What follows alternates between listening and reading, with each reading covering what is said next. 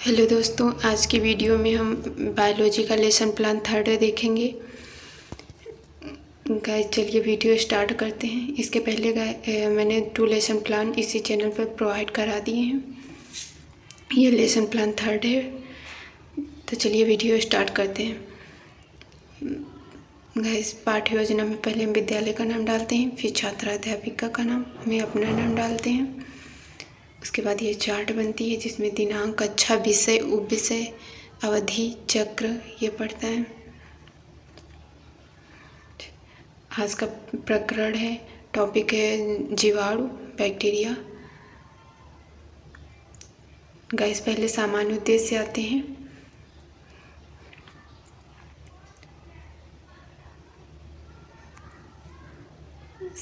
सामान्य उद्देश्य में मैंने 5 पॉइंट लिखे हैं।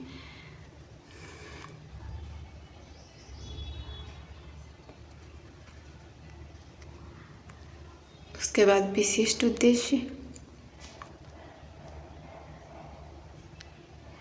विशिष्ट उद्देश्य में 3 उद्देश्य होते हैं, ज्ञानात्मक उद्देश्य, भावात्मक उद्देश्य, क्रियात्मक उद्देश्य। तो इसमें 1-1, 2-2 पॉइंट लिखे हैं मैंने।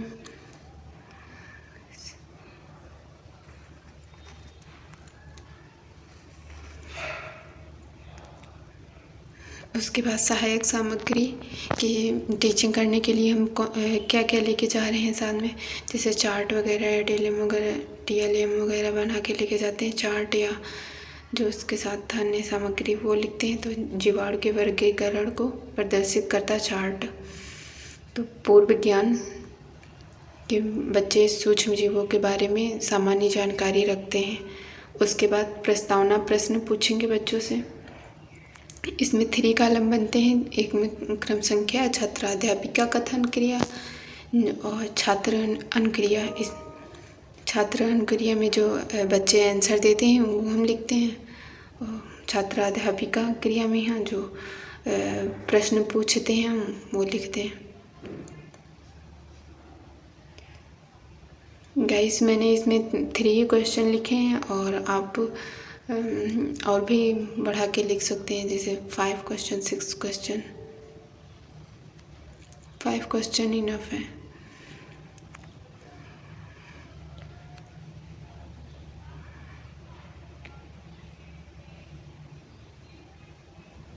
उसके बाद आता है हमारा उद्देश्य कथन। बच्चों, आज हम जीवाणु के बारे में विस्तृत रूप से अध्ययन करेंगे। उसके बाद हमारा आता है प्रस्तुतिकरण। प्रस्तुतिकरण में 5 कॉलम बनते हैं। एक शिक्षण बिंदु, छात्र अध्यापक क्रिया और छात्र अनुक्रिया, श्यामपट्ट कार्य, शिक्षण विधियाँ।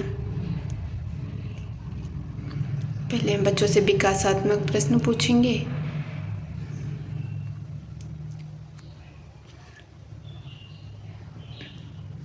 तो जिस प्रश्न का बच्चे आंसर नहीं दे पाएंगे उसका हम स्पष्टीकरण करेंगे। तो हमारा यही वही शिक्षण बिंदु हो जाएगा। तो जीवाणु की व्याख्या फर्स्ट शिक्षण बिंदु है। उसके बाद विधि, स्पष्टीकरण विधि।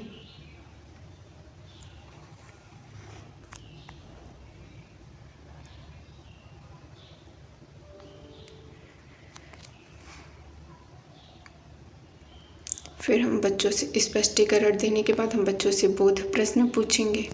तो ये प्रश्नोत्तर विधि हो जाएगी, शिक्षण विधि प्रश्नोत्तर विधि हो जाएगी।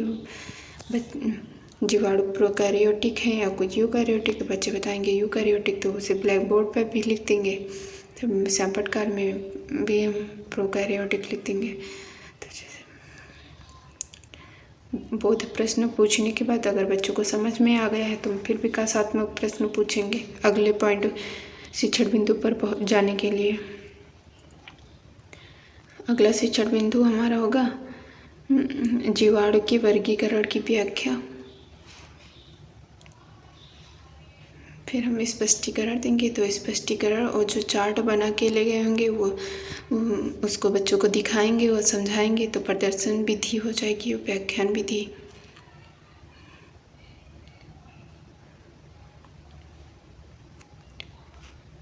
उसके बाद फिर बच्चों से बोध प्रश्न पूछेंगे स्पष्टीकरण देने के बाद।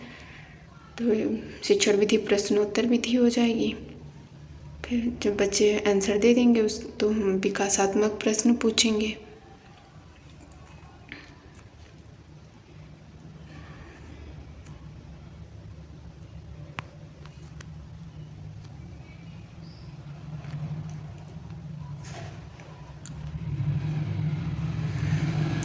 स्पष्टीकरण। फिर थर्ड हमारा शिक्षण बिंदु है जीवाणु से होने वाले रोगों की व्याख्या।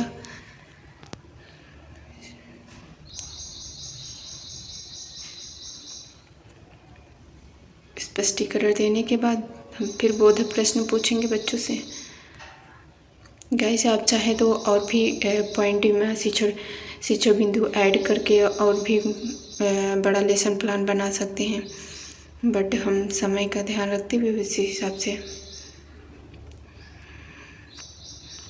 चाहे तो और भी पॉइंट ऐड कर सकते हैं हम। लेकिन उसके बाद हम पूरा प्रस्तुतिकरण देने के बाद हमारा आता है श्यामपट्ट सार। श्यामपट्ट सार में जो हम ब्लैक बोर्ड पे मेन पॉइंट लिखे होते हैं लिखेंगे प्रस्तुतिकरण के समय, वो हम बच्चों को रिवाइज कराएंगे लास्ट में। उसके बाद श्यामपट्ट सार के बाद हम बच्चों से मूल्यांकन प्रश्न पूछेंगे कि बच्चों को कितना समझ में आया है। 4-5 मूल्यांकन प्रश्न पूछेंगे, फिर बच्चों को गृह कार्य दे देंगे। 1-2 क्वेश्चन घर से करके लाने के लिए। आज के लिए गाइस इतना ही। मिलते हैं अगले वीडियो में अगले लेसन प्लान के साथ। Thank you. Thanks for watching this video and subscribe now.